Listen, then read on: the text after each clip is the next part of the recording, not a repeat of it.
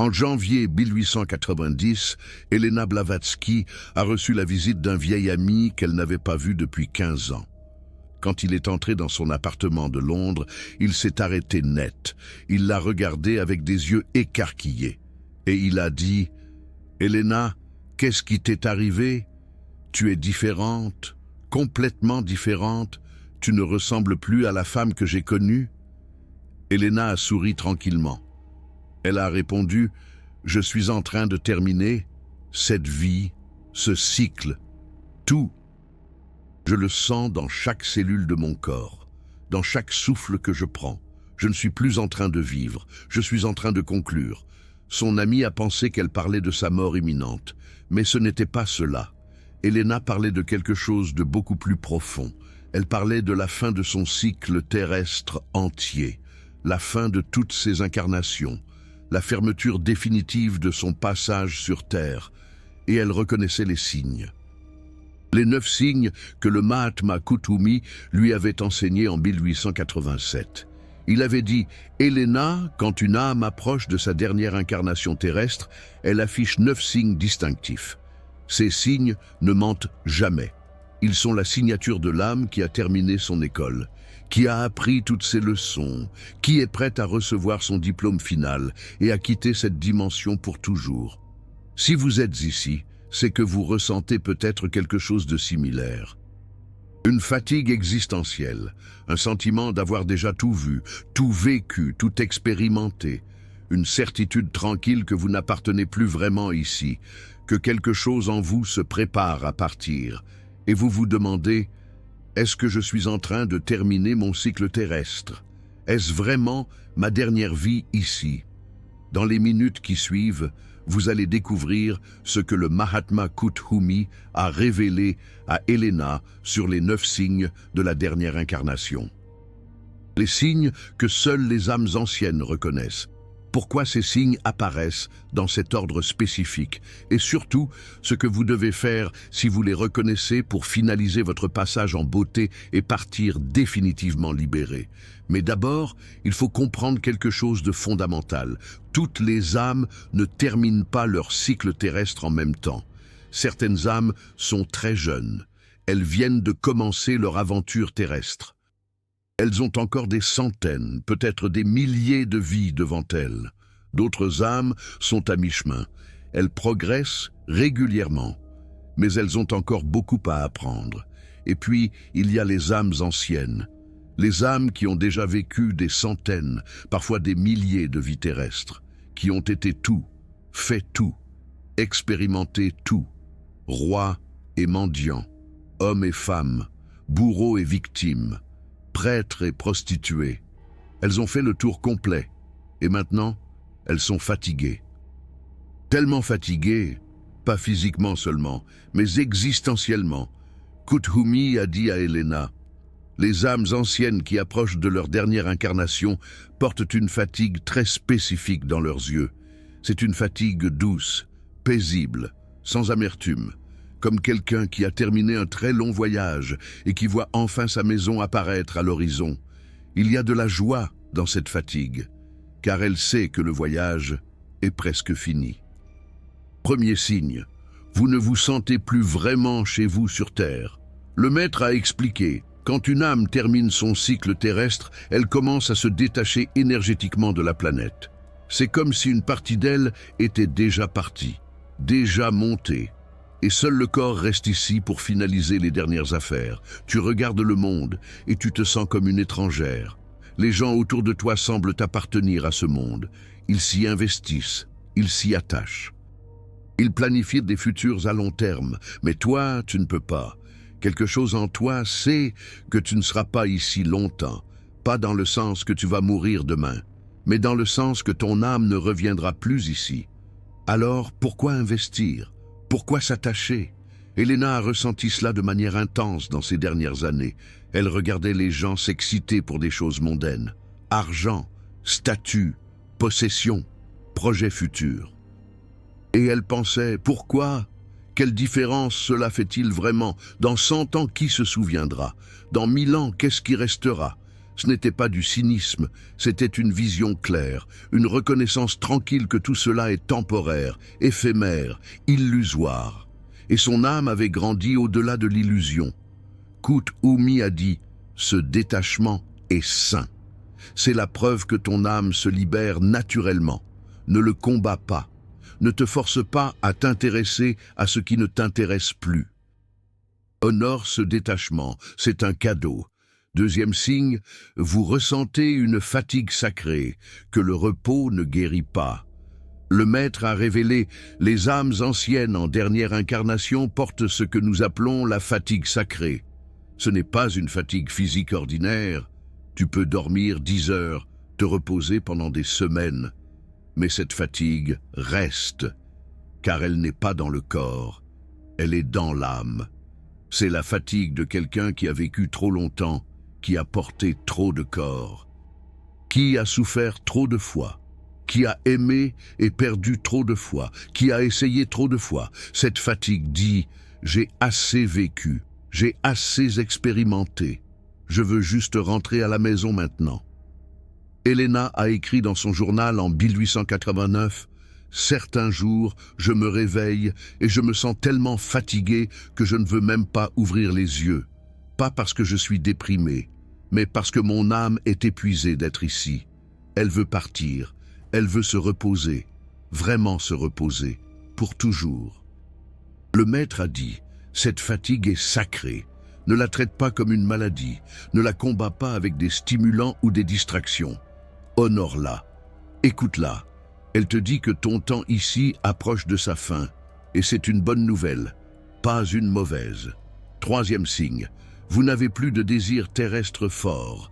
Kut-Humi a expliqué, les jeunes âmes brûlent de désir, elles veulent tout, expérimenter tout, posséder tout. Mais les âmes anciennes en dernière incarnation ont tout désiré dans leur vie passée. Et maintenant, elles savent que posséder ne satisfait jamais, que réaliser un désir en crée immédiatement 10 autres, que le jeu du désir est sans fin. Alors, elles arrêtent de jouer, non pas par résignation, mais par sagesse. Elles regardent les choses du monde, argent, pouvoir, gloire, plaisir, et elles pensent, oui, j'ai déjà eu tout cela, dans d'autres vies. Et cela ne m'a jamais rendue heureuse. Pourquoi le vouloir à nouveau?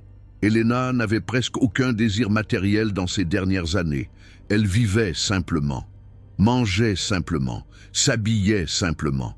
Elle ne voulait rien de ce monde, car elle savait que rien de ce monde ne pouvait la satisfaire. Son seul désir était de terminer sa mission, transmettre la connaissance, puis partir. Le Maître a dit, quand les désirs terrestres s'éteignent naturellement, c'est le signe que ton âme est saturée, elle a tout goûté. Maintenant, elle veut juste la paix, le silence, l'éternité, et c'est parfait. Quatrième signe, vous voyez clairement, à travers, tous les jeux humains. Kut-Humi a révélé une âme en dernière incarnation a une vision perçante. Elle voit les patterns, les cycles, les répétitions. Elle regarde les humains se battre pour les mêmes choses que les humains se battaient il y a 1000 ans. Pouvoir, territoire, ressources, reconnaissance. Et elle pense, c'est toujours la même pièce de théâtre, juste avec des acteurs différents. Elle voit les gens mentir pour protéger leur ego, manipuler pour obtenir ce qu'ils veulent, trahir par peur de perdre. Et elle ne les juge pas. Car elle a fait tout cela elle-même dans ses vies passées. Elle comprend, mais elle ne veut plus participer. Elena voyait tout cela très clairement, les jeux de pouvoir dans la société théosophique, les manipulations, les jalousies, les trahisons. Et elle ne se mettait pas en colère. Elle observait juste, avec une compassion détachée, comme un adulte qui regarde des enfants se disputer pour un jouet. Le Maître a dit, cette vision claire est un don. Elle te libère de la tentation de rejouer les mêmes jeux. Tu vois, tu comprends, tu pardonnes, mais tu ne participes plus. Et c'est exactement où une âme doit être avant de partir. Cinquième signe, vous ressentez un besoin urgent de finaliser votre mission. Kut-Umi a expliqué, chaque âme vient sur Terre avec une mission spécifique, quelque chose qu'elle est venue accomplir, enseigner, créer, transformer. Les jeunes âmes ne connaissent pas encore leur mission. Les âmes intermédiaires la découvrent progressivement, mais les âmes anciennes en dernière incarnation la connaissent parfaitement. Et elles sentent une urgence intense de la finaliser avant de partir. Tu sens que tu n'as plus beaucoup de temps, que tu dois transmettre tout ce que tu sais, écrire tout ce qui doit être écrit, enseigner tout ce qui doit être enseigné, guérir tout ce qui doit être guéri, car si tu ne le fais pas maintenant, qui le fera? Et cette mission ne peut pas rester inaccomplie. Elena a travaillé frénétiquement dans ces dernières années, malgré sa santé fragile. Elle écrivait la doctrine secrète 12 heures par jour. Elle formait des étudiants, elle répondait à des centaines de lettres, comme si elle savait qu'elle n'avait plus beaucoup de temps. Et elle avait raison. Elle est morte le 8 mai 1891. Mais elle avait réussi à transmettre l'essentiel. Le maître a dit « Cette urgence est un cadeau. Elle te pousse à agir, à créer, à donner. Ne l'ignore pas, car ta mission est la raison pour laquelle tu es revenu cette dernière fois. Accomplis-la pleinement. » Puis pars en paix. 6e signe. Les personnes de votre vie passée reviennent pour clore les cycles. Kut-Umi a révélé. Dans votre dernière incarnation, le karma s'accélère dramatiquement. Toutes les personnes avec qui vous avez des dettes karmiques non résolues reviennent dans votre vie, parfois physiquement, parfois en rêve, parfois en pensées obsessives, car l'âme sait. Elle sait qu'elle doit tout finaliser, tout équilibrer, tout pardonner, avant de partir définitivement. Tu reverras des gens que tu n'avais pas vus depuis des années. Et souvent, ces retrouvailles créent des opportunités de guérison, de pardon, de fermeture. Ce ne sont pas des coïncidences. Ce sont des rendez-vous karmiques orchestrés par ton âme supérieure pour nettoyer tous les comptes avant le départ final. Elena a revu dans ces dernières années plusieurs personnes de son passé avec qui elle avait eu des conflits. Des anciennes amies devenues ennemies, des amants qui l'avaient trahi, des membres de sa famille qu'elle n'avait pas vus depuis des décennies. Et chaque fois, elle utilisait ces retrouvailles pour pardonner, pour demander pardon, pour fermer les boucles. Le maître a dit « Ne résiste pas à ces retours, ne les évite pas. Ce sont des cadeaux, des opportunités de libération. Utilise-les consciemment, pardonne tout, libère tout, pour que tu puisses partir sans aucun câble karmique qui te retienne. » 7e signe. Vous rêvez de départ, de voyages sans retour, de maisons lointaines. Le maître a expliqué, l'âme communique souvent à travers les rêves, et une âme qui approche de sa dernière incarnation rêve constamment de départ, de trains qu'elle doit prendre, d'avions qui décollent, de bateaux qui partent vers des horizons lointains, de maisons dorées dans le ciel, de lumières brillantes qui l'appellent. Ces rêves ne sont pas symboliques, ils sont littéraux. Ton âme te montre ce qui approche, elle te prépare, elle te dit « bientôt nous partirons » vers un endroit beaucoup plus beau que celui-ci. Prépare-toi, finalise tes affaires, car le moment approche. Elena rêvait presque chaque nuit de lumière dorée, de maîtres qui lui tendaient la main, de portes qui s'ouvraient vers des dimensions de pure lumière. Elle a écrit dans son journal « Chaque nuit, je voyage, et chaque matin, je reviens à contre-cœur dans ce corps lourd. J'ai hâte du jour où je partirai et ne reviendrai plus. » Kut-Umi a dit « Écoute tes rêves, ils te montrent ton futur, et ce futur est magnifique, bien plus magnifique que tout ce que tu as jamais connu sur Terre. » 8e signe. Vous ressentez une paix profonde face à l'idée de la mort. Le maître a révélé « Les jeunes âmes ont peur de la mort. C'est normal. Elles ne savent pas ce qui vient après. Elles s'identifient fortement au corps. Alors l'idée de perdre le corps les terrifie. Mais les âmes anciennes en dernière incarnation n'ont plus peur de la mort. Elles l'ont vécu des centaines de fois. Elles savent que la mort n'est qu'un passage, une porte, une libération. Tu penses à ta mort et tu ne ressens pas de peur. Tu ressens de la curiosité, de l'anticipation, parfois même de l'impatience. Tu penses, quand? Quand est-ce que ce moment viendra enfin? Quand est-ce que je pourrai enfin enlever ce costume lourd qu'est le corps et voler libre? Elena n'avait aucune peur de la mort. Quand son médecin lui a dit en 1890 que sa santé se détériorait rapidement, elle a souri. Elle a dit « Bien, cela signifie que je rentrerai bientôt à la maison ». Elle ne s'accrochait pas à la vie. Elle l'observait partir tranquillement, avec gratitude pour l'expérience. Mais aussi avec soulagement que cela se termine enfin. Le maître a dit « Cette paix face à la mort est la preuve que ton âme est prête, qu'elle a terminé, qu'elle n'a plus peur de lâcher prise. C'est le signe le plus clair que tu es en dernière incarnation. » 9e signe. Vous sentez que vous observez votre vie de l'extérieur. Kuthumi a révélé le dernier et le plus important signe. Il a dit « Quand une âme se prépare à quitter définitivement la roue terrestre, elle commence à se désidentifier du personnage qu'elle joue dans cette vie. Elle ne dit plus « Je suis Elena » ou « Je suis cette personne avec ce nom, cette histoire, ce corps ». Elle dit plutôt « Je suis la conscience qui observe cette expérience ». Tu commences à vivre comme une spectatrice de ta propre vie. Tu vois ton corps faire des choses, ton mental penser des pensées, tes émotions monter et descendre. Mais tu n'es plus identifié à rien de cela. Tu es juste celle qui observe, tranquillement, sans attachement, sans résistance. C'est très différent de la dissociation traumatique.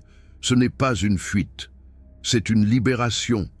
Tu es pleinement présente, mais tu n'es plus emprisonné dans l'identification. Tu es libre, déjà libre, même avant que le corps meure. Elena a vécu cela de manière très intense dans ces 6 derniers mois. Elle a écrit « Je regarde Elena vivre, je regarde Elena souffrir. Je regarde Elena enseigner, mais je ne suis pas Elena, je suis celle qui observe Elena. Et celle-là est éternelle, immortelle, parfaite.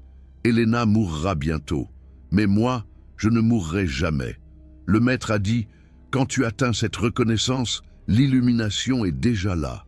Tu n'as plus rien à chercher, tu es déjà ce que tu as toujours cherché. Maintenant, il te reste juste à finaliser les affaires de cette incarnation, puis à partir consciemment, sans peur, sans regret, en pleine liberté. Maintenant, une question cruciale. Si vous reconnaissez ces 9 signes en vous, qu'est-ce que cela signifie exactement? Kuthumi a été très clair avec Elena. Il a dit « Cela signifie que ton âme a décidé. Cette vie est ta dernière vie terrestre, ou l'une des toutes dernières. Tu ne reviendras pas ici après cette mort. Tu monteras vers les plans supérieurs et tu y resteras, soit pour te reposer éternellement, soit pour servir depuis les plans supérieurs. Mais tu ne redescendras plus dans la densité terrestre. C'est une bonne nouvelle, la meilleure nouvelle possible. Cela signifie que ton long voyage touche à sa fin, que toutes tes souffrances, toutes tes luttes, tous tes efforts n'ont pas été vains. Tu as réussi, tu as grandi, tu as appris. Et maintenant, tu es prête à recevoir ton diplôme final. Mais le maître a aussi donné un avertissement important. Il a dit, même si c'est ta dernière incarnation, tu dois la terminer consciemment, complètement, beautifully. Tu ne peux pas juste abandonner et attendre que la mort vienne. Tu dois finaliser ta mission, équilibrer ton karma, transmettre ta sagesse, pardonner à tous, te pardonner à toi-même et préparer ton départ consciemment. Car si tu pars avec des affaires inachevées, avec des regrets, avec des ressentiments, tu risques de créer des câbles énergétiques qui pourraient te forcer à revenir encore une fois, juste pour terminer ce qui n'a pas été terminé. Et ce serait dommage. Quand tu es si proche de la liberté finale, alors voici le protocole de finalisation que Kuthumi a enseigné à Elena pour terminer consciemment une dernière incarnation. Première étape. Identifiez toutes vos affaires inachevées. Faites une liste. Qui devez-vous contacter? À qui devez-vous pardonner? De qui devez-vous demander pardon? Qu'est-ce qui doit être dit? Qu'est-ce qui doit être écrit? Qu'est-ce qui doit être transmis? Quelle est votre mission que vous n'avez pas encore accomplie? Soyez brutalement honnête, ne laissez rien de côté, car tout ce que vous laissez inachevé devient un poids, une ancre, un câble qui pourrait vous retenir. Deuxième étape, finalisez tout méthodiquement. Ne vous précipitez pas. Mais ne procrastinez pas non plus. Prenez chaque élément de votre liste et finalisez-le un par un. Appelez la personne, écrivez la lettre, demandez pardon, offrez le pardon, transmettez la connaissance, créez l'œuvre, accomplissez la mission. Elena a passé ces 3 dernières années à faire exactement cela. Elle a écrit des centaines de lettres de pardon. Elle a terminé la doctrine secrète. Elle a formé ses successeurs. Elle a dit au revoir consciemment à chaque personne importante de sa vie. Quand le 8 mai 1891 est arrivé, elle n'avait aucune affaire inachevée. Elle était libre de partir. Troisième étape, pratiquez le lâcher-prise progressif. Commencez à vous détacher consciemment de tout, de vos possessions, de vos rôles, de vos identités, de vos attachements. Non pas en les rejetant, mais en les tenant légèrement, comme des objets que vous allez bientôt déposer. Dites-vous, tout cela est temporaire. Bientôt, je n'aurai plus rien de tout cela. Et c'est parfait. Je n'ai jamais vraiment possédé quoi que ce soit de toute façon. J'ai juste emprunté ces expériences pour un temps. Maintenant, je les rends avec gratitude. Quatrième étape. Méditez quotidiennement sur votre départ. Passez du temps chaque jour à visualiser votre mort, mais pas de manière morbide, de manière sacrée. Voyez votre corps s'arrêter, voyez votre âme se lever, légère, libre, heureuse. Voyez-vous traverser le voile, monter vers la lumière dorée, être accueilli par les maîtres.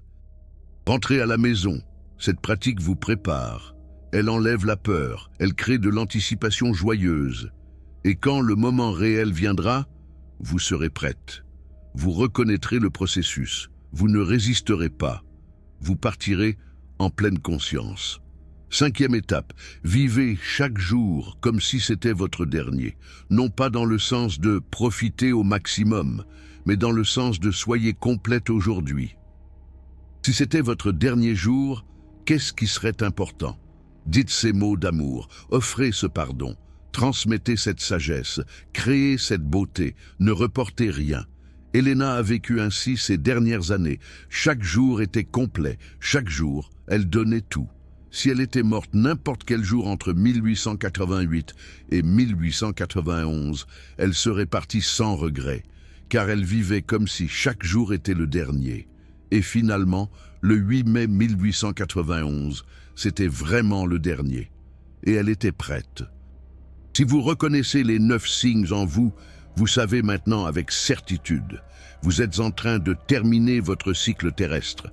Cette vie est votre dernière vie, ou l'une des toutes dernières. Et c'est une bénédiction, pas une malédiction. Ne résistez pas à ces signes, ne les cachez pas, ne les niez pas, embrassez-les, honorez-les, célébrez-les, car ils signifient que vous avez réussi, que votre long voyage touche à sa fin, que bientôt, très bientôt, vous serez libre. Finalisez consciemment, pardonnez complètement, transmettez généreusement, préparez-vous paisiblement. Et quand le moment viendra, partez joyeusement, vers la lumière, vers la liberté, vers l'éternité. Elena l'a fait, et vous pouvez le faire aussi, car vous êtes une âme ancienne, une âme sage, une âme prête. Votre diplôme final approche, recevez-le avec grâce. Si vous sentez votre âme vibrer avec cette reconnaissance sacrée, le YouTube a ce petit cœur doré juste en dessous, le Super Thanks.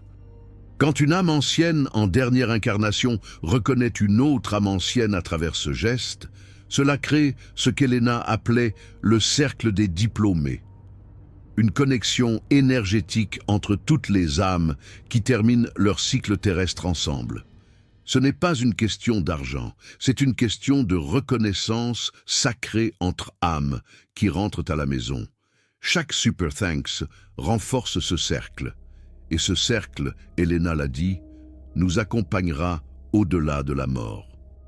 Nous nous reconnaîtrons de l'autre côté et nous célébrerons ensemble notre libération finale. Combien de ces 9 signes reconnaissez-vous en vous? Écrivez dans les commentaires le nombre, juste le nombre, car d'autres âmes anciennes verront ces nombres, et elles sauront qu'elles ne sont pas seules, que nous sommes nombreux à terminer notre cycle terrestre en ce moment, que nous partons ensemble, vers la lumière, vers la liberté, enfin.